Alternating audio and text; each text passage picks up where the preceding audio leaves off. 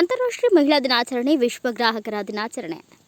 ಸೈರಗುಪ್ಪ ನಗರದ ಶಿಶು ಅಭಿವೃದ್ಧಿ ಯೋಜನಾಧಿಕಾರಿ ಕಚೇರಿಯಲ್ಲಿ ತಾಲೂಕು ಕಾನೂನು ಸೇವೆಗಳ ಸಮಿತಿ, ವಕೀಲರ ಸಂಘ, ಮಹಿಳಾ ಮತ್ತು ಮಕ್ಕಳ ಅಭಿವೃದ್ಧಿ ಇಲಾಖೆ ಹಾಗೂ ನಗರಸಭೆ ಸಹಯೋಗದಲ್ಲಿ ನಡೆದ ಅಂತಾರಾಷ್ಟ್ರೀಯ ಮಹಿಳಾ ದಿನಾಚರಣೆ ಮತ್ತು ವಿಶ್ವ ಗ್ರಾಹಕರ ದಿನಾಚರಣೆ ಕಾರ್ಯಕ್ರಮವನ್ನು ಜೆಎಂಎಫ್ಸಿ ಪ್ರಭಾರಿ ನ್ಯಾಯಾಧೀಶರಾದ ಈರಪ್ಪ ಡವಳೇಶ್ವರ್ ಅವರು ಉದ್ಘಾಟಿಸಿದರು. ನಂತರ ಮಾತನಾಡಿ, ಮಹಿಳೆಯರು ಕುಟುಂಬದ ನಿರ್ವಹಣೆಯಲ್ಲಿ ತ್ಯಾಗ ಮನೋಭಾವದಿಂದ ನಿರ್ವಹಿಸುತ್ತಾ ಬಂದಿದ್ದು, ನಾವೆಲ್ಲರೂ ಅವರ ತ್ಯಾಗವನ್ನು ಮನಗಂಡು ಗೌರವಿಸಬೇಕಾಗಿದೆ. ಗ್ರಾಹಕರು ತಮಗೆ ಕುಂದುಕೊರತೆಗಳಿದ್ದರೆ ಗ್ರಾಹಕರ ನ್ಯಾಯಾಲಯದಲ್ಲಿ ಪ್ರಕರಣ ದಾಖಲಿಸಿ ಪರಿಹಾರ ಕಂಡುಕೊಳ್ಳಬಹುದಾಗಿದೆ ಎಂದು ತಿಳಿಸಿದರು.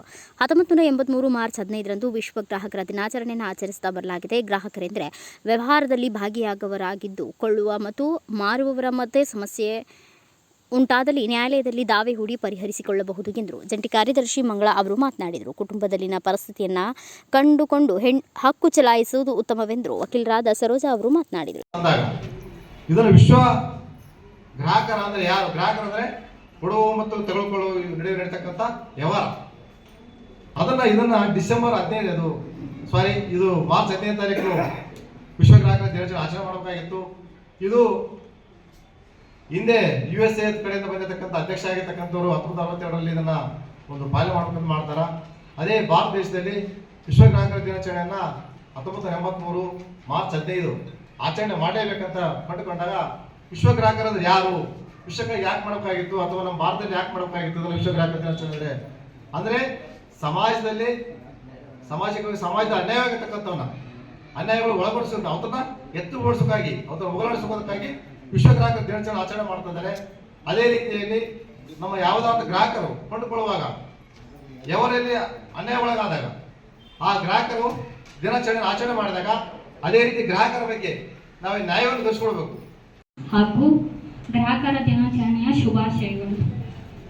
ನಾನು ಫಸ್ಟ್ ಹೇಳೋದು ಮಹಿಳೆಯರ ಬಗ್ಗೆ ಆಗಲಿ ಪುರುಷರ ಬಗ್ಗೆ ಆಗಲಿ ಇಬ್ಬರದು ಕಂಪೇರ್ ಮಾಡಿ ಸಮಾನತೆ ಬಗ್ಗೆನೇ ಹೇಳ್ತೀನಿ. ಅದರಲ್ಲಿ ತಾರತಮ್ಯ ಏನು ಹೇಳಲ್ಲ.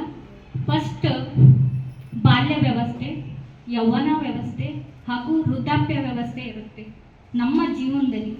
ಆ ಮೂರು ವ್ಯವಸ್ಥೆಗಳಲ್ಲಿ ಫಸ್ಟ್ ನಾವು ಬಾಲ್ಯ ವ್ಯವಸ್ಥೆಯಲ್ಲಿ ಮಕ್ಕಳು ಯಾವ ಥರ ಬೆಳೀತವೆ, ಆ ಮಕ್ಕಳಿಗೆ ಸಂಸ್ಕಾರ ಯಾವ ಥರ ಇರುತ್ತೆ, ಅವು ಹುಟ್ಟಿದ ತಕ್ಷಣವೇ ಅವು ಬೆಳೀತಾ ಯಾವ ಥರ ಬೆಳಿಬೇಕು, ಯಾವ ಚಟಗಳಿಗೆ ಮಕ್ಕಳು ಯಾವ ಥರ ಬೆಳೀತಾ ಇದ್ದಾರೆ ಅವು ಮನೆಯಲ್ಲಿ ಗಮನಿಸ್ಬೇಕು. ಕೆಲವೊಂದು ಬೀಡಿ ಸೇದೋದು, ಸಿಗರೆಟ್ ಸೇದೋದು, ಈ ಹೆಣ್ಮಕ್ಳು ಹೊರಗಡೆ ಹೋದಾಗ ಯಾವ ಥರ ಇರ್ತಾರೆ, ಏನು ಕೆಲಸ ಮಾಡ್ತಾರೆ, ಅದನ್ನು ಫಸ್ಟ್ ಗಮನದಲ್ಲಿ ಇಡಬೇಕು. ತುಂಬ ಕಾನೂನುಗಳಿದ್ದಾವೆ ನಮ್ಮನ್ನು ನಾವು ಸಂರಕ್ಷಿಸ್ಕೊಳ್ತಕ್ಕಂಥ ಒಂದು ಅಂಶಕ್ಕೆ. ಈ ಒಂದು ಸುದಿನದಿಂದ ಅದನ್ನು ನಾವು ತಪ್ಪು ಬಳಕೆ ಮಾಡ್ಕೋಬಾರ್ದು ಅಂತ ಒಂದು ನನ್ನ ವಿನಂತಿ. ಹೇಗಾಗಿದೆ ಅಂದರೆ, ಮಹಿಳೆಯರು ಕೋರ್ಟಿಗೆ ಬಂದರೆ ಅದು ನಿಯತ್ತಾಗಿ ಮತ್ತು ನಾವು ನಮ್ಮ ಒಂದು ಹಕ್ಕು ಪಡೀಲಿಕ್ಕೆ ಬಂದಿದ್ದೀವಿ ಅಂತ ಒಂದು ನೈಜತೆ ಮತ್ತು ಅದರ ಸತ್ಯತೆ ಇಟ್ಕೊಂಡು ನೀವು ಮೆಟ್ಲು ಹತ್ತಬೇಕು. ತಪ್ಪು ಕಾನೂನುಗಳನ್ನು ಬಳಕೆ ಮಾಡದೆ ಇರ್ತಕ್ಕಂಥ ಒಂದು ಅಂಶ ನಮ್ಮದಾಗಿರ್ಬೇಕು. ಆಗಿದ್ದಾಗ ಮಾತ್ರ ನಾವು ಯಾವುದೊಂದು ಕಂಪ್ಲೇಂಟ್ ಅನ್ನು ಕೊಡ್ತೀವಿ ಅದು ಸ್ಟ್ಯಾಂಡ್ ಆಗ್ತಕ್ಕಂಥ ಒಂದು ಅಂಶವನ್ನು ನಾವು ಗಮನಿಸ್ಬೋದು. ನಮಗೆ ಹಕ್ಕುಗಳು ಇದೆ ಅಂತ ಹೇಳಿ ಅದನ್ನು ತಪ್ಪು ಬಳಕೆ ಮಾಡಿಕೊಂಡಾಗ ನಮಗೆ ಯಾವುದೇ ಹಕ್ಕಿನ ಒಂದು ಸದುಪಯೋಗ ಮಾಡಿಕೊಳ್ಳಿಕ್ಕೆ ಅವಕಾಶಗಳು ಇಲ್ಲದೆ ಹೋಗುತ್ತದೆ. ಅದೇ ರೀತಿಯಾಗಿ ಪ್ರತಿಯೊಬ್ಬ ಮಹಿಳೆಯರು ಕೂಡ ತಮ್ಮ ಒಂದು ವೃತ್ತಿಯಲ್ಲಿ ಇರಬಹುದು ಅಥವಾ ಪ್ರತಿಯೊಂದು ಕ್ಷೇತ್ರಗಳಲ್ಲಿ ಕೂಡ ತಾವು ಕೂಡ ಮುಂದೆ ಬರಬೇಕು ಅನ್ನುವಂಥ ಒಂದು ಉದ್ದೇಶವನ್ನು ಇಟ್ಟುಕೊಂಡು ಈ ಒಂದು ಕಾರ್ಯಕ್ರಮವನ್ನು ಪ್ರತಿ ವರ್ಷ ಮಾರ್ಚ್ 8ರಂದು ಆಚರಿಸುತ್ತಾ ಬಂದಿರುತ್ತೇವೆ. ಇವತ್ತಿನ ದಿನಗಳಲ್ಲಿ ಪ್ರತಿಯೊಬ್ಬರ ಮಹಿಳೆಯು ಕೂಡ ತಮ್ಮ ಮನೆಯಲ್ಲಿ ಇರ್ತಕ್ಕಂಥ ದಿನಂಪ್ರತಿ ಎಲ್ಲ ಕೆಲಸ ಕಾರ್ಯಗಳನ್ನು ಮುಗಿಸಿಕೊಂಡು ಮತ್ತೆ ತಮ್ಮ ಒಂದು ವೃತ್ತಿಯಲ್ಲಿ ತಮ್ಮ ಕಚೇರಿಯಲ್ಲಿ ಬಂದು ಕೂಡ ಅಲ್ಲಿ ಒಂದು ಸರಿಯಾದ ರೀತಿಯಲ್ಲಿ ತಮ್ಮ ಕರ್ತವ್ಯವನ್ನು ನಿಭಾಯಿಸಿ ಬಂದಿರುತ್ತಾರೆ. ನಾವು ಪ್ರತಿಯೊಬ್ಬರು ನಾವು ಹೇಳ್ಬೇಕಂದ್ರೆ ಮಹಿಳೆಯರಷ್ಟು ತ್ಯಾಗ ಭಾವನೆ ಯಾರಲ್ಲಿ ಕೂಡ ನಮ್ಗೆ ಕಾಣಕ್ಕೆ ಸಾಧ್ಯ ಇಲ್ಲ. ಯಾಕೆಂದರೆ ಪ್ರತಿಯೊಬ್ಬರು ನೋಡಿ, ತಾಯಿ ಇರಬಹುದು, ಹೆಂಡತಿ ಇರಬಹುದು, ತಂಗಿ ಇರಬಹುದು, ಅತ್ತೆ ಇರಬಹುದು, ಪ್ರತಿಯೊಬ್ಬರು ಕೂಡ ಒಂದು ತಮ್ಮ ಒಂದು ತ್ಯಾಗ ಭಾವನೆ ಏನಿದೆ ಅಷ್ಟೊಂದು ತ್ಯಾಗ ಭಾವನೆಯನ್ನು ನಾವು ಗಂಡು ಮಕ್ಕಳಲ್ಲಿ ಕಾಣಕ್ಕೆ ಸಾಧ್ಯ ಇಲ್ಲ. ಅದೇ ರೀತಿಯಾಗಿ ಅವರು ಒಂದು ತಂದೆ ಇರಬಹುದು, ತಾಯಿ ಇರಬಹುದು, ಪ್ರತಿಯೊಬ್ಬರನ್ನು ಕೂಡ ನಿಭಾಯಿಸುತ್ತಾ ಅಥವಾ ಅವರು ಯೋಗಕ್ಷೇಮಗಳನ್ನು ನೋಡುತ್ತಾ ಬಂದಿರುತ್ತಾರೆ. ಇನ್ನು ನ್ಯಾಯಾಧೀಶರು ಹೇಳಿದರು, ಅದರಲ್ಲಿ ಎರಡು ಮಾತಿಲ್ಲ.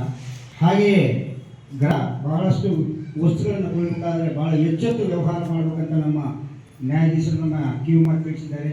ಅದಕ್ಕೆ ನಾವೆಲ್ಲರೂ ಕೂಡ ಅದನ್ನು ಪಾಲಿಸಬೇಕಾಗಿ ತಮ್ಮಲ್ಲಿ ವಿನಂತಿ ಮಾಡುತ್ತಾ ಈ ವಿಚಾರವಾಗಿ ಇದೇ ವೇಳೆ ಸಹಾಯಕ ಸರ್ಕಾರಿ ಅಭಿಯೋಜಕರಾದ ಶಿವರಾಜ್, ನಗರಸಭೆ ಅಮರೇಶ್, ಸಿಡಿಪಿಒ ಪ್ರದೀಪ್, ವಕೀಲರ ಸಂಘದ ಉಪಾಧ್ಯಕ್ಷ ಎಂ ಶರೀಫ್ ಸಾಬ್, ಕಾರ್ಯದರ್ಶಿ ಶಿವಕುಮಾರ್ ಎಂ, ಪ್ಯಾನಲ್ ವಕೀಲರಾದ ಎನ್ ಅಬ್ದುಲ್ ಸಾಬ್, ಟಿ ವೆಂಕಟೇಶ್ ನಾಯಕ್, ಮಲ್ಲಿಗೌಡ ಇನ್ನಿತರ ವಕೀಲರು ಹಾಗೂ ಇಲಾಖೆಗಳ ಅಧಿಕಾರಿಗಳು, ಸಿಬ್ಬಂದಿಗಳು, ಅಂಗನವಾಡಿ ಕಾರ್ಯಕರ್ತೆಯರು ಉಪಸ್ಥಿತರಿದ್ದರು.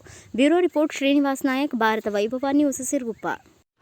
Thanks for watching Read, Discuss and Debate with editor Dr. Yan Prashant Rao. Wanted reporters in print, digital and visual media for Bharat Vaibhav Daily Newspaper, BV News 5 Channel and BV Fast Web News from all the talukas of Karnataka, Goa and Maharashtra. If interested, send your resume to 9019229369.